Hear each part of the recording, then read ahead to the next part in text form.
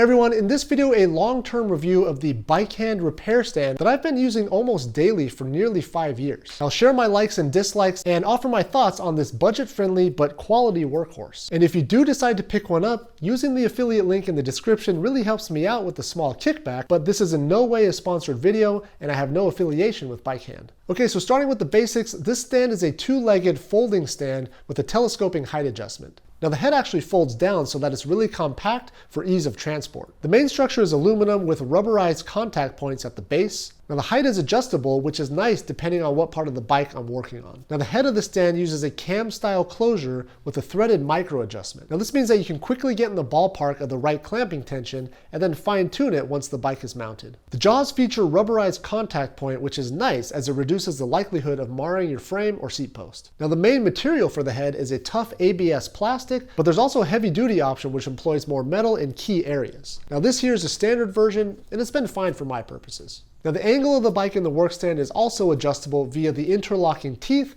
which is opened or closed by this lever here on the backside. Now this is really nice when you need to angle the bike when performing certain tasks like bleeding hydraulic brakes or routing internal cables. Now the stand also comes with a detachable tray for small parts and tools, which is a nice feature that I actually use all the time. Now this stand is claimed to be able to support bikes up to 55 pounds, but none of my bikes come close to this weight, with my heaviest bike weighing in at around 35 pounds. So I think that's it for the main specs. I got this as a Christmas gift in, I think, 2017, which means that I've really been using this thing almost daily for more than 4 years. Now the build quality is pretty impressive and the key moving parts like the joints and the sliding mechanism haven't developed any slack and the stand still feels nice and stable. Now this is the only stand that I currently own, but it's not the only stand that I've ever used. As many of you know, I was a shop mechanic for a number of years back in the late 90s to mid 2000s, and so I'm used to a professional grade metal-based shop work stand, and I have to say that this home work stand does a pretty good job by comparison. The only thing I have a slight concern with is the bike's angle adjustment, which again is secured by these interlocking teeth on the head. Now when you really put a lot of torque through this area by holding the bike out at extreme angles,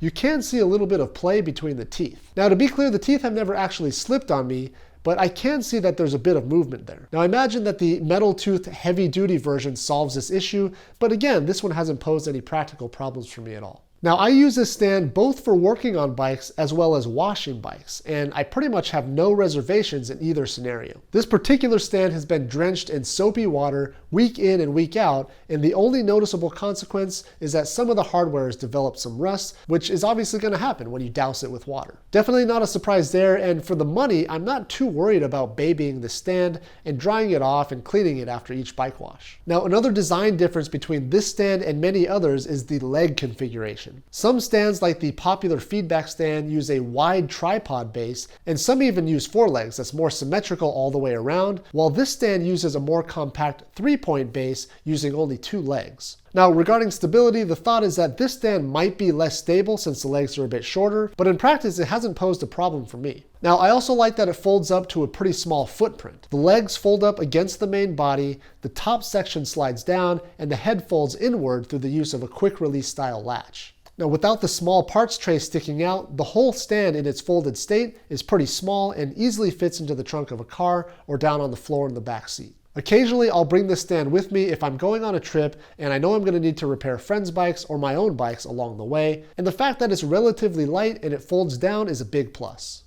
So clearly I really like this stand. Now if it ever breaks, I would definitely consider replacing it with the same, or perhaps trying the heavy duty version. Now some may look at this stand and compare it to a brand name park stand like the PCS 9.3 or 10.3, but after comparing the spec sheets for both of the stands, they really are pretty similar, and having used park stands in the past, the differences are pretty insignificant, with the Bikehand stand costing a fraction of the price. So who is this stand for?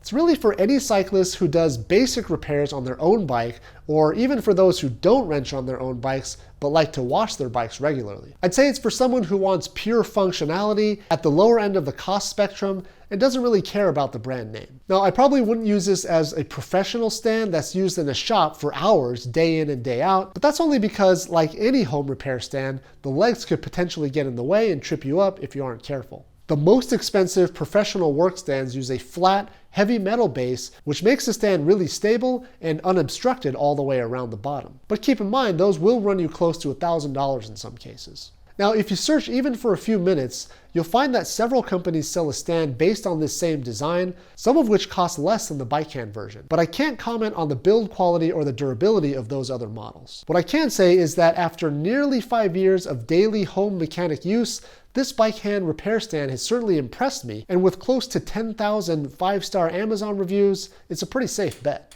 Alright, so that's going to wrap it up for this video. If you have any questions about this stand, just let me know down in the comments and I'll try and get back to you. If you think you might want to try out one of these stands, again, purchasing through the affiliate links down below really helps me out and costs you nothing extra. Well, I hope you enjoyed this rundown of the Bikehand bike repair stand. It's a good one. Anyways, thanks again for watching and thanks for subscribing to the channel if you haven't already, and I'll see you next time.